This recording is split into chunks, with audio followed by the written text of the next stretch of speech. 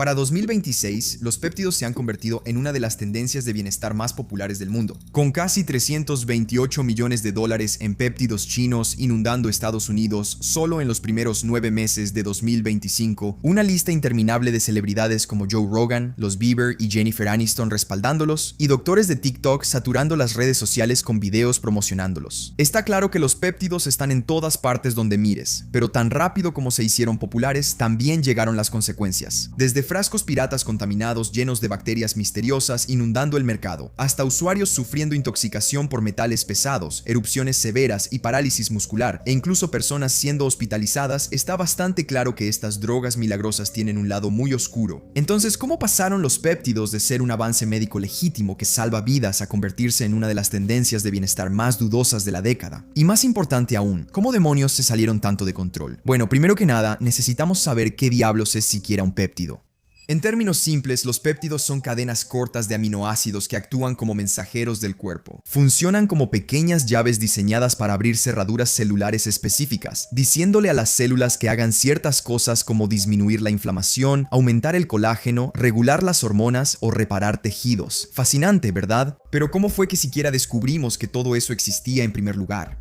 Bueno, en 1901, un químico alemán llamado Emil Fischer y un francés llamado Ernest Fourneau descubrieron que los aminoácidos están unidos entre sí por algo llamado enlaces peptídicos. Emil terminó siendo reconocido por acuñar el término péptido después de sintetizar el primero de todos. Ahora, él todavía no inventó ninguna tecnología real de péptidos, pero le dio al mundo científico un marco completamente nuevo para entender una gran parte de la biología humana que nadie sabía que existía antes. Y 20 años después, los científicos usarían ese mismo marco para lograr uno de los avances médicos más importantes en la historia de la humanidad. Avancemos rápido hasta 1921 y el Dr. Frederick Banting y un estudiante de medicina llamado Charles Best estaban en una misión para encontrar un tratamiento para la diabetes. En ese momento, recibir un diagnóstico de diabetes era prácticamente una sentencia de muerte. El único tratamiento era una dieta extrema de inanición, lo que dejaba a los pacientes eligiendo entre morir de diabetes o morir de desnutrición severa. Eso suena como un verdadero infierno, pero afortunadamente, después de una investigación agotadora, el dúo logró aislar con éxito una secreción antidiabética del páncreas de perros. Y esa secreción resultó ser un péptido, uno que ahora conocemos como insulina, y se convirtió en el primer péptido que se aisló y se usó en la medicina. 2 años más tarde, ya se estaba produciendo en masa a nivel mundial, aunque a un ritmo muy lento, convirtiendo milagrosamente la diabetes de una enfermedad mortal en una manejable. Y a partir de ahí, la investigación en tecnología de péptidos solo se volvió más sólida. En 1953, el bioquímico Vincent de Vignot sintetizó con éxito la oxitocina, otro péptido, en un laboratorio, demostrando que los péptidos sintéticos podían reproducir fielmente la actividad biológica en el cuerpo humano. Luego, una década después, el químico R.B. Merrifield inventó la síntesis de péptidos en fase sólida, o SPPS, un método de síntesis química que hizo la creación de péptidos mucho más rápida, eficiente y reproducible, transformando la producción de péptidos de un experimento lento y artesanal a una operación escalable que eventualmente podría ser automatizada. Con todos estos avances ahora, los péptidos empezaron a expandirse hacia todo tipo de aplicaciones clínicas diferentes. Y durante la década de los 80, los investigadores descubrieron un péptido en particular que más tarde cambiaría al mundo entero. GLP-1, una hormona intestinal natural que estimula la secreción de insulina y retrasa el vaciado del estómago. El problema era que el GLP-1 natural se degrada en el cuerpo en solo unos minutos, así que los científicos pasaron el resto del siglo XX tratando de averiguar cómo estabilizarlo. Y finalmente tuvieron éxito en 2005 cuando la FDA aprobó Exenatida, el primer medicamento oficial de GLP-1 en el mundo, derivado de un péptido encontrado, no es broma, en el veneno de un monstruo de Gila. Pero aunque la Exenatida fue un logro impresionante, a nadie fuera de la comunidad médica realmente le importó. La ciencia de los péptidos seguía siendo algo muy de nicho y poco visible. Eso fue así hasta que apareció un GLP-1 en particular y cambió todo. En 2021, la FDA aprobó la semaglutida, un GLP-1, como tratamiento para la pérdida de peso, que Novo Nordisk rápidamente empezó a vender bajo la marca Wegovy. Y casi de inmediato, Wegovy, junto con otras marcas como Ozempic, explotaron de la noche a la mañana y se convirtieron en los medicamentos más comentados en todo el mundo. Y la razón era bastante simple. Esta cosa realmente funcionaba. La gente estaba perdiendo mucho peso sin hacer dietas extremas ni ir al gimnasio todos los días. Y aunque los resultados hablaban por sí mismos, el éxito de estos medicamentos terminó haciendo algo mucho más impactante que solo adelgazar. Normalizó las autoinyecciones. Antes de 2021, la persona promedio probablemente nunca se habría inyectado un medicamento por sí misma a menos que fuera necesario. Pero el deseo de perder peso era tan fuerte que millones de personas superaron su aprensión. Y de repente, las inyecciones semanales frente al espejo del baño se estaban volviendo tan rutinarias como tomar una vitamina. Y el hecho de que personas comunes ahora se sintieran cómodas inyectándose en el estómago o los muslos para bajar de peso probó una cosa importante. Las inyecciones ahora eran una forma totalmente viable y aceptable de administrar medicamentos para el público en general. Pero el éxito de estos GLP-1 fue tan explosivo entre la gente que los gigantes farmacéuticos que los fabrican, principalmente Novo y Eli Lilly, simplemente no podían producirlos lo suficientemente rápido. Para 2022, la FDA se vio obligada a incluir tanto la semaglutida como la tirzepatida, un péptido similar que se encuentra en Mounjaro y Zepbound, en su lista oficial de escasez de medicamentos. Y la forma en que la industria médica manejó esta escasez terminó abriendo la puerta a uno de los mercados de medicamentos no regulados más grandes de la historia moderna. Verás, según la ley federal, cuando un medicamento aprobado por la FDA está oficialmente en escasez, entra en vigor una laguna legal que permite la elaboración magistral. Las farmacias de preparación magistral, un tipo especial de farmacia que prepara medicamentos personalizados para satisfacer las necesidades únicas de un paciente, pueden intervenir y fabricar versiones imitadas del medicamento para cubrir la demanda de los pacientes. Ahora, esta laguna legal fue diseñada originalmente para ayudar a los pacientes comunes que no podían conseguir sus medicamentos durante problemas temporales de suministro,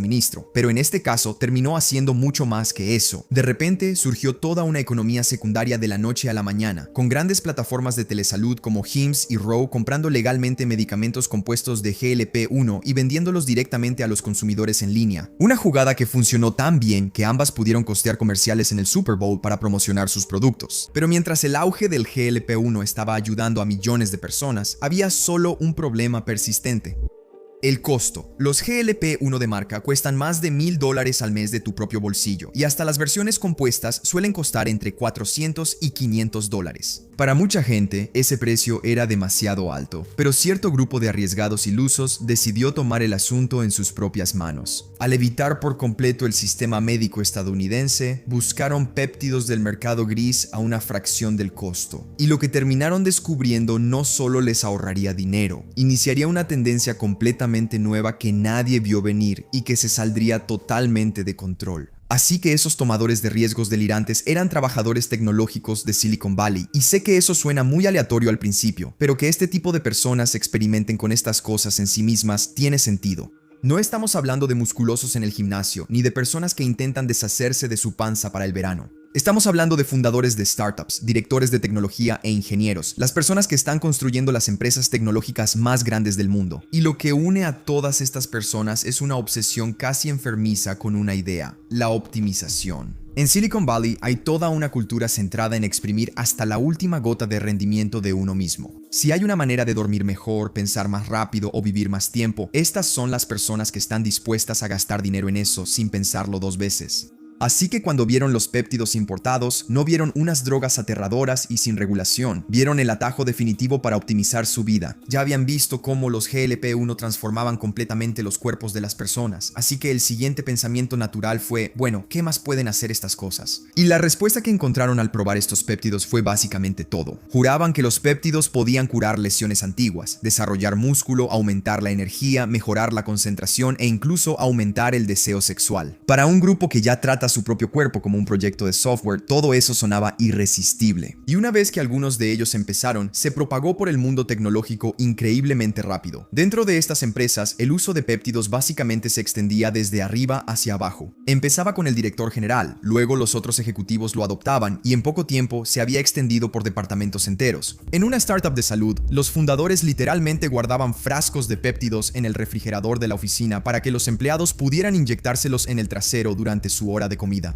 Y más allá de las oficinas, en San Francisco se organizaron numerosas fiestas de péptidos, donde los DJs ponían música mientras se proyectaban diagramas químicos en las paredes, y los asistentes podían participar en talleres para aprender a mezclar e inyectarse péptidos ellos mismos. Pero había un inconveniente con todas estas fiestas y refrigeradores de oficina. Experimentar de esta manera por tu cuenta se volvía realmente caro y muy rápido. La forma oficial de conseguir péptidos era a través de clínicas de bienestar de alto nivel y spas médicos, y esos lugares cobraban una fortuna. Estamos hablando de cientos a más de $1000 al mes. Y en el extremo absoluto, un club de salud en California cobrando una membresía de $85,000 por acceso a su menú personalizado de péptidos. Así que naturalmente, este grupo de personas cuyo trabajo entero es encontrar ineficiencias y solucionarlas, vio esos precios y pensó que seguramente había una mejor manera, y la había. Solo tenían que conseguirlos a través de China. Verás, la gran mayoría de los péptidos en bruto del mundo se fabrican en fábricas chinas, y los trabajadores de tecnología se dieron cuenta de que podían saltarse todo el sistema estadounidense y simplemente pedir directamente a esas fábricas, y hacerlo era baratísimo.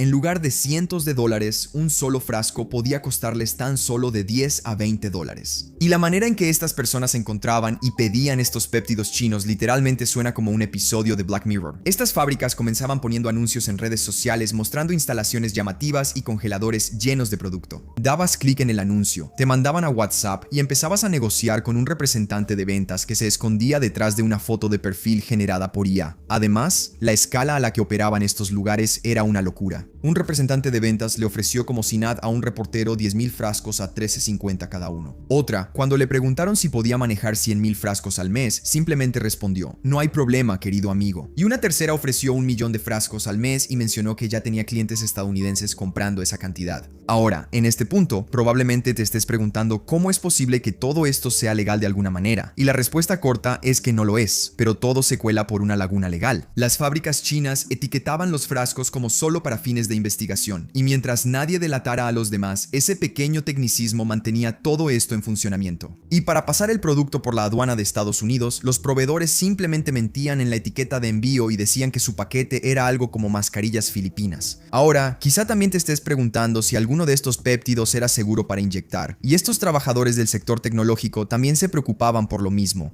Porque los compradores sabían que la cadena de suministro era sumamente dudosa. Surgió toda una industria de pruebas independientes, donde la gente enviaba por correo sus frascos baratos a un laboratorio para asegurarse de que no se iban a envenenar, y muchos de ellos casi lo hicieron. En promedio, casi un tercio de los péptidos chinos analizados por estos laboratorios resultaron estar mal etiquetados, mal dosificados o contaminados. Algunos frascos etiquetados como un medicamento contenían uno completamente diferente o ni siquiera tenían péptido real. Otros estaban contaminados con bacterias o metales pesados como el plomo, y algunos estaban llenos de azúcar barata, lo cual es una situación de pesadilla si la persona que lo compra resulta ser diabética. Así que escuchar todo eso plantea una pregunta bastante obvia. Si claramente hay una montaña de dinero por ganar con los péptidos, ¿por qué una farmacéutica estadounidense no interviene para fabricarlos correctamente y, lo más importante, de manera segura? Bueno, en su mayoría se reduce a dos cosas: patentes y dinero. Muchos de estos péptidos populares son compuestos que ya se encuentran de forma natural en el cuerpo humano. Y según la ley estadounidense, realmente no puedes patentar algo que la naturaleza ya ha creado. Así que si una farmacéutica, por ejemplo, gastara $500 millones en llevar uno de estos péptidos a través de los ensayos adecuados, en el momento en que fuera aprobado, cualquier competidor podría hipotéticamente vender exactamente lo mismo. Así que si no hay monopolio, entonces no hay ganancia y no hay razón para molestarse. Además de eso, la FDA aprueba medicamentos que tratan enfermedades específicas, y el antienvejecimiento o sentirse con más energía no es una enfermedad para la que se pueda hacer un ensayo clínico bien definido. Para ser justos, no es que la gran industria farmacéutica odie la ciencia de los péptidos, simplemente odian los péptidos de los que no pueden sacar provecho. Cuando pueden patentar uno y dirigirlo a una enfermedad real, apuestan todo, que es literalmente lo que pasó con el GLP-1.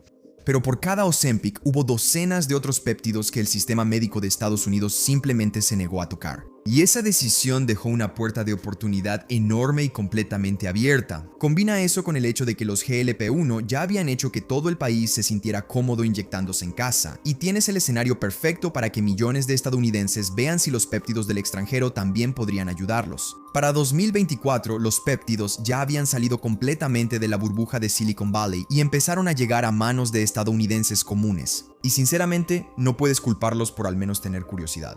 La gente escuchaba sobre todos estos supuestos beneficios, como perder peso, sanar viejas lesiones, desarrollar músculo, dormir mejor, tener mayor concentración, una piel radiante y una libido más alta. Así que, naturalmente, querían probarlos. Dos péptidos que realmente llamaron la atención del público en general fueron GHK-Cu, un péptido a base de cobre que prometía regenerar la piel, aumentar el colágeno y borrar las arrugas. Y TB500, un medicamento prohibido en las carreras de caballos que se volvió el preferido para sanar lesiones y reducir la inflamación. Pero el rey del auge de los péptidos fue BPC-157, un péptido curativo derivado de una proteína encontrada en el ácido estomacal humano. Los usuarios juraban que podía reparar desgarros de tendones en días, arreglar problemas intestinales y básicamente convertirte en un superhéroe cuando se mezclaba con otras inyecciones. Ahora, por supuesto, nada de esta mierda estaba aprobado por la FDA en absoluto. Entonces, ¿cómo demonios la gente común los conseguía? Bueno, estaban usando ese vacío legal de solo para fines de investigación que mencioné antes. Los vendedores se dieron cuenta de que mientras pusieran ese pequeño descargo de responsabilidad en el frasco, además de una línea que dijera algo como no apto para consumo humano, podían vender legalmente estos químicos a literalmente cualquiera que tuviera una tarjeta de crédito. Así que de repente ya no necesitabas ser un CEO de Silicon Valley con un distribuidor chino en WhatsApp. Podías simplemente meterte a Google, escribir BPC 157 en venta y tener un frasco en la puerta de tu casa en cuestión de días.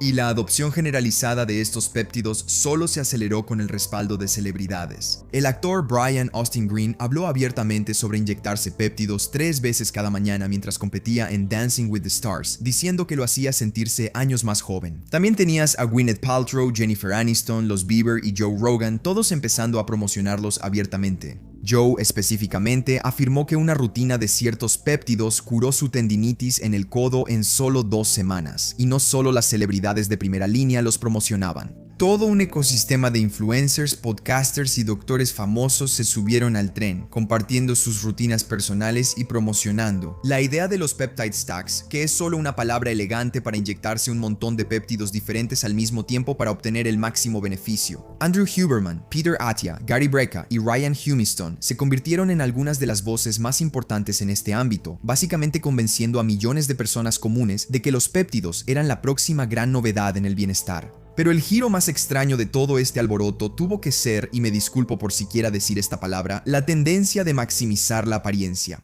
Si no tienes ni idea de qué carajos acabo de decir, básicamente es una subcultura de jóvenes obsesionados con perfeccionar matemáticamente su apariencia física. Y justo al frente de este movimiento estaba un influencer de 20 años llamado Brandon Peters, quien en línea se hace llamar Clavicular Online. Empezó a vender un curso de $39 al mes, enseñando a los jóvenes cómo alterar radicalmente sus rostros y cuerpos. Y una gran parte de sus consejos consistía en combinar péptidos para perseguir ese aspecto perfecto.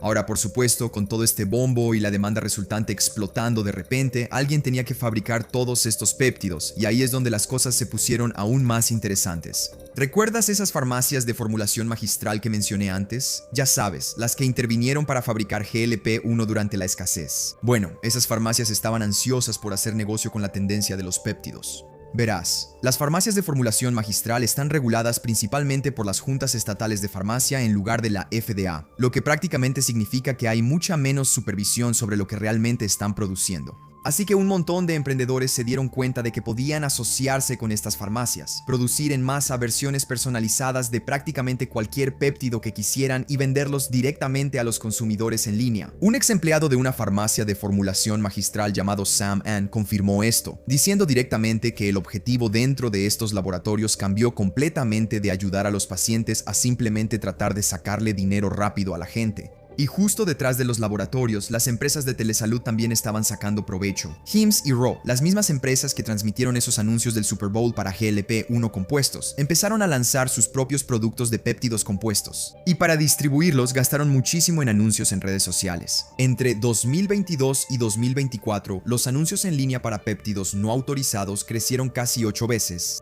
Y para 2025 la locura por los péptidos no mostró ninguna señal de desacelerarse. Las importaciones de compuestos hormonales y péptidos desde China alcanzaron los 328 millones solo en los primeros 9 meses del año, lo que básicamente fue el doble de lo que fue el año anterior. Esos doctores de TikTok e influencers de salud estaban probando inyecciones cada vez más absurdas, como los péptidos Barbie y los péptidos sexuales para una cita, y obtenían millones de vistas promocionándolos. Y como todas las grandes tendencias perjudiciales, también empezaron a aparecer en las preparatorias, así que está claro a estas alturas que los péptidos se habían apoderado completamente de la cultura estadounidense. Millones de personas, desde directores ejecutivos hasta celebridades y adolescentes, ahora se estaban inyectando químicos no regulados y no probados en sus cuerpos de manera regular. Y mientras la tendencia seguía alcanzando nuevos máximos cada semana, algo prácticamente inevitable estaba a punto de empezar a suceder. Porque cuando tanta gente empieza a inyectarse porquerías misteriosas, era solo cuestión de tiempo antes de que las consecuencias también empezaran a alcanzarlos. El primer problema evidente con todos estos péptidos no regulados era algo de lo que los doctores habían estado advirtiendo desde el primer día. Riesgo de cáncer. Verás, muchos de los péptidos más populares en el mercado funcionan al estimular agresivamente el crecimiento de tejidos y la formación de nuevos vasos sanguíneos. Y aunque eso suena genial cuando intentas, digamos, sanar un tendón desgarrado, el cuerpo no discrimina qué tipo de tejido está creciendo. Así que si un usuario llega a tener un tumor latente rondando por ahí del que no sabe, lo cual es más común de lo que crees, estos péptidos pueden funcionar básicamente como un fertilizante, alimentando ese tumor y acelerando su crecimiento.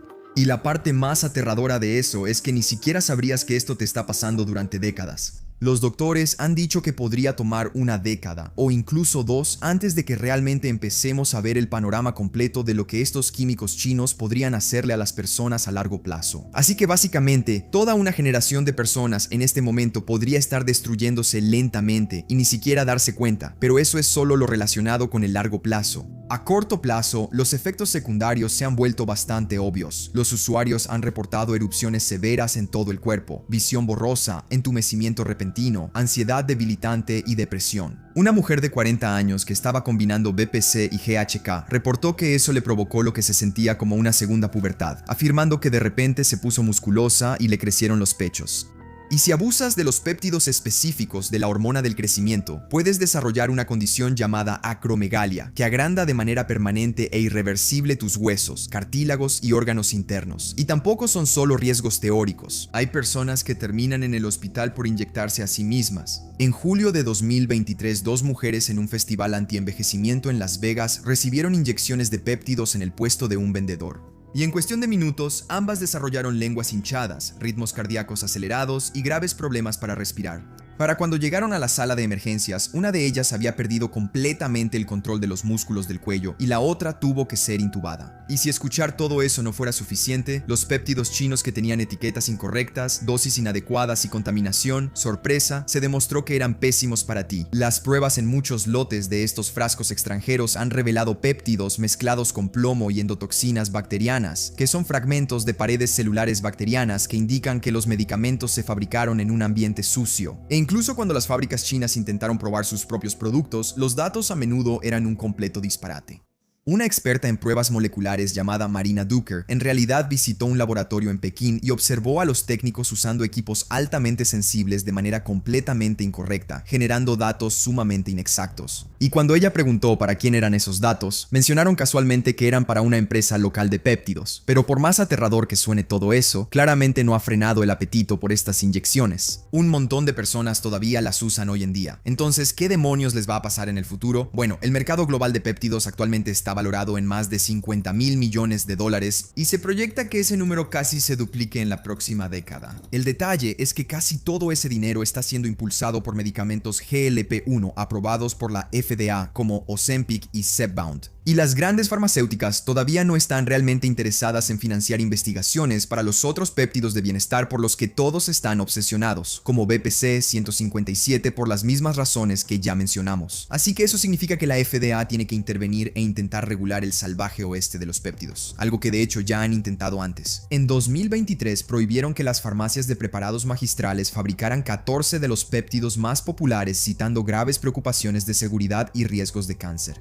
Y también fueron tras algunos de los principales distribuidores que promovían estas sustancias, tomando medidas enérgicas contra sus operaciones y repartiendo multas por todos lados. Sin embargo, como ya todos saben, esta prohibición no hizo absolutamente nada para detener que los péptidos no regulados llegaran al mercado. Pero ahora, la FDA podría estar retractándose por completo de su prohibición inicial. RFK Jr., el secretario de Salud y Servicios Humanos, ha dejado muy claro que la FDA está siendo demasiado agresiva con las prohibiciones de péptidos. De hecho, hecho, él mismo los ha usado para curar lesiones, y básicamente ha dicho que la supresión de los péptidos por parte de la FDA debe terminar ya. Y sorprendentemente, puede que en realidad escuchen y permitan que las farmacias de preparados magistrales comiencen a fabricar estos péptidos legalmente de nuevo. Pero pase lo que pase con la industria, está claro que los péptidos han tenido un impacto significativo en la vida de millones de personas. Y aunque puedan hacerte pasar por la pubertad otra vez, el uso de péptidos no muestra señales de desacelerarse. Para ver otro video sobre una droga ridícula, haz clic aquí para escuchar la historia de Galaxy Gas, la marca viral de óxido nitroso que causó muchas muertes.